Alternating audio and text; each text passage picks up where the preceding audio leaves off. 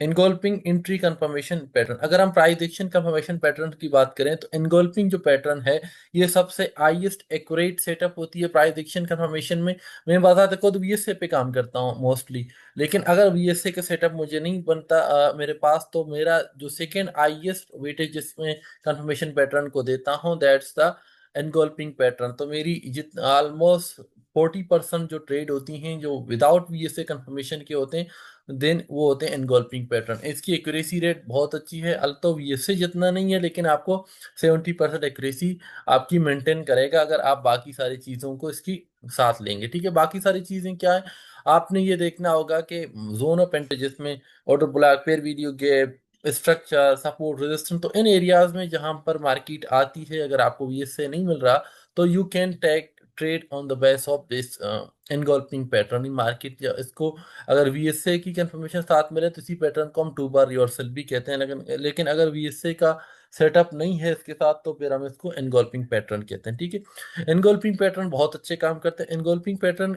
बनते किस तरह से, एनगल्फिंग पैटर्न इस तरह से बनते हैं, लेट सपोज मार्केट अगर आपके पास एक ट्रेंड में है, ठीक है, ये आप समझे कि मार्केट यहाँ पर एक ट्रेंड कर रहा है, तो ट्रेंड में मार्केट दोबारा जब आपकी जोन ऑफ इंटरेस्ट पे आती है और यहाँ पर एनगल्फिंग पैटर्न बनती है इस तरह से, होता क्या है कि यहाँ पर आपकी सेल की कैंडल बनते आ रहे होते हैं, यहाँ पर इस तरह से आपके जब रिट्रेस मार्केट करता है तो आपकी सेल कैंडल बन रहे होते हैं।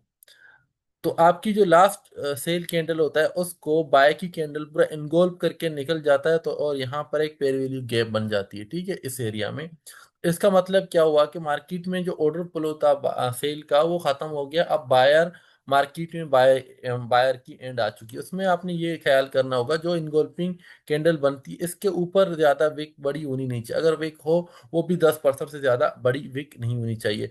दूसरी बात, मार्केट ट्रेंड में हो, अगर ट्रेंड अगेंस्ट आपकी ट्रेंड के अगेंस्ट बन रहा है तो आपने उसको प्ले आउट नहीं करना। हमें जो फॉलो करते हैं मोस्टली इंट्राडे ट्रेडर, हमें जो फॉलो करते हैं आप इंट्राडे ट्रेडिंग करते हैं, इंट्राडे ट्रेडर हैं आप, तो आपके लिए ये है कि आप M15 की स्ट्रक्चर को देखें। जब M15 का स्ट्रक्चर अपनी जोन पे आ जाएगा तो आपने वहां पर M5 में जो है इस तरह की पैटर्न देखनी है। अगर M5 में आपके पास एनगल्फिंग बन जाती है तो आपने अपनी ट्रेड को एग्जीक्यूट कर सकते हैं। इसी तरह से अगर मार्केट आपके पास एक डाउन ट्रेंड में है M15 में, तो आपने M5 में ये पैटर्न देखनी है एनगोल्फिंग। अगर एनगोल्फिंग पैटर्न आपको मिल जाती है आपकी जोन ऑफ इंटरेस्ट पे तो आप उसको एग्जीक्यूट करके अपनी ट्रेड को ले सकते हैं। अब रियल मार्केट में जाके देखते हैं कि ये एग्जांपल किस तरह से काम करते हैं और कैसे ये पैटर्न बनते हैं। आप लोगों को कुछ ज्यादा पुरानी एग्जांपल नहीं दूंगा मैं, मेरी आदत है मैं हमेशा जो है आपको करंट मार्केट की दिखाता हूँ जहाँ पे मार्केट चल रही होती है। ठीक है, अभी की बात करें, अभी आप देखेंगे मार्केट में एक सेल डायरेक्शन M15 में स्टार्ट हो चुकी है। अब M5 में यहाँ देखें M5 में क्या हो रहा है, M5 में मार्केट ने यहाँ पर रेजिस्टेंस शो किया, बार बार आके यहाँ पे रिजेक्शन दी।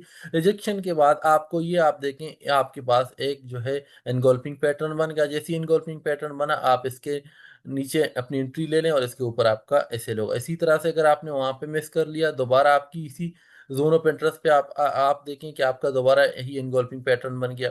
इसी तरह से आप दोबारा आप इसको देख लेंगे मार्केट ने रिजेक्शन शो की, दोबारा मार्केट इसी सपोर्ट रेजिस्टेंस जोन पे आ गया, फिर एनगोल्फिंग पैटर्न बन गया। तो आपको इसी एक वेव में आपको देखें आपको 3 ट्रेड मिल गए हैं। ठीक, अभी आप देखेंगे आपका पैटर्न शिफ्ट आपका जो स्ट्रक्चर जब सेल का आ रहा है तो आपको सेल की ही दिखा रहा हूं। आज ही के दिन आप ये देखें ये आपके पास एक इनगोल्फिंग है, आपको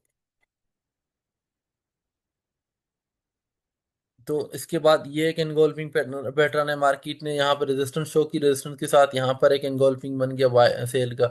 अब इसी तरह से मार्केट ने अपने जोन ऑफ इंटरेस्ट में टैप किया, बाय साइड पे देख लिया, ये आपके पास एक एनगोल्फिंग बन गया। ठीक है, आपके पास ये है एक एनगोल्फिंग पैटर्न बन गया, तो आपको मार्केट में ये एक एनगोल्फिंग पैटर्न बन गया जिसने अपनी 1:2 का रेशियो आपको दे दिया है। तो आपको मार्केट में बहुत एक ही दिन में आपको अपनी अब मैंने आपको डिफरेंट एरियाज में जो है मार्क किया। अब आप देखें एरियाज आप चेक करें, ये कहाँ पे बना है, एक सपोर्ट जोन है। ये कहाँ पे बना है, एक सपोर्ट जोन है। ये कहाँ पे बना है, मार्केट ने यहाँ पर एक सपोर्ट क्रिएट किया, दोबारा इसी ऑर्डर ब्लॉक को टेस्ट किया तो आपके पास ये इनगोल्फिंग पैटर्न बन गया। तो आपने जोन जरूर देखना है कि आप रेंडमली जो है इसको नहीं देख रहे हैं। इसी तरह से एक ही दिन में आपके पास कितने सारे ट्रेड अगर आप इसको देख लें तो आपके पास बन रहे होंगे। आप यहाँ पे देख लें मार्केट ने शेकआउट दिया अपनी जोन ऑर्डर ब्लॉक के नीचे शेकआउट, शेकआउट के बाद आप ये देखें आपको एनगोल्फिंग मिल गया पूरा। ठीक है, इसी तरह से आपके पास ये मार्केट में सपोर्ट बना, सपोर्ट के नीचे fair value gap, order block, साथ ही आपको देखें आपको एनगोल्फिंग मिल गया। तो एनगोल्फिंग पैटर्न मार्केट में बहुत ज्यादा बनते हैं और इनकी एक्यूरेसी बहुत अच्छी है जब आप ट्रेंड के साथ देख रहे हैं, ठीक है। कभी भी कोई भी आप स्ट्रेटजी उठा के देख लें, अगर आप उसको अपोजिट ट्रेंड में यानी कि रिट्रेसमेंट की ट्रेड पकड़ने की कोशिश करेंगे तो उसको आपको उसकी एक्यूरेसी नहीं मिलेगी। मिलती है और ट्रेड चलते हैं, लेकिन आपको हमेशा 50%, 40% उस तरह से मिलेगी। जब आप ट्रेंड के साथ जोन ऑफ इंटरेस्ट का वेट करेंगे तो फिर आप जो है आपको अच्छे ट्रेड मिलेंगे। अगर आप हमें फॉलो करते हैं लाइव सेशन में, आपने देखा होगा कि हम क्या करते हैं।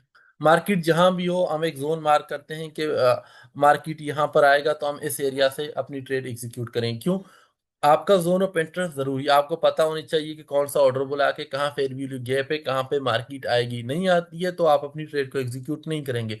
जैसे ही मार्केट आपकी जोन पे आएगी तो आपने वहां पर अपनी ट्रेड एग्जीक्यूट करना है। आज ही